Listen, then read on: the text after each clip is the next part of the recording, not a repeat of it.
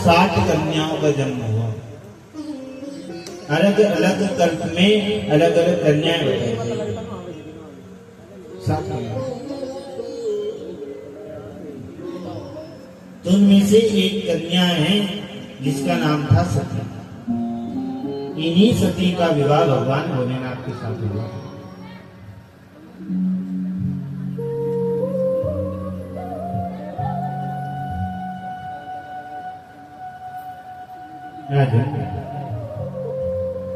एक बार की बात है,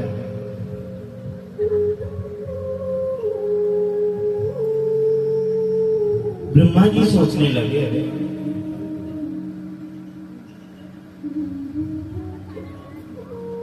एक बार जो काम, ये तो ब्रह्मा जी का पुत्र है, एक पुत्र है जिनका नाम है कामदेव। इस कामदेव ने ब्रह्मा पर अपनी शक्ति चलाई थी, अपना जो प्रकोप है ब्रह्मा जी पर डाला था शिव की माया से। तो शिव की माया से जब प्रकोप डाला था तब एक मानस पुत्री थी ब्रह्मा जी की, जिसका नाम था संध्या। वह जो मानस पुत्री थी संध्या, जैसे ही वह लीला हुई तो ब्रह्मा के मन में संध्या के प्रति काम वासना का विकार उठा। और जब ऐसा विकार आया तो यह जो संध्या थी बड़ी लज्जित सी हुई। और जब लज्जित हुई तो उन्होंने अपने जो शरीर था उसको जला डालने का सोचा। यार मैं इस शरीर में रहना ही नहीं चाहता, मैं शरीर को ही खत्म कर दूंगा।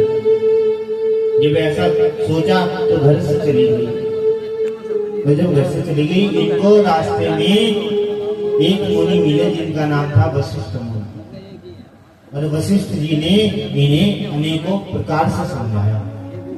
और जब समझाया तो कहने लगे, देखो देवी, ये तुम ये शरीर त्यागना ही चाहती हो तो मैं तुमसे एक बात कहता हूँ। क्या? पास में ही एक मुनि है जिनका नाम है मेधा मुनि। उनके आश्रम में जो यज्ञशाला है, जो हवन है, कुंड वह प्रज्वलित हो रहा है, तुम उसी कुंड में अपने शरीर का त्याग कर दो और वहीं पर तुम्हें एक दूसरा जन्म मिलेगा। तब उनके कहने से जो मेरा मुनि के आश्रम में है देवी गई थी, उन्होंने अपना शरीर वहीं पर त्याग दिया। और यही जो संध्या है, यही संध्या तीन प्रकार की संध्या बनी। जो ब्राह्मण देवता लोग संध्या करते हैं ना, प्रातः काल की संध्या, मध्य काल की संध्या और सायं काल की संध्या, यही संध्या है।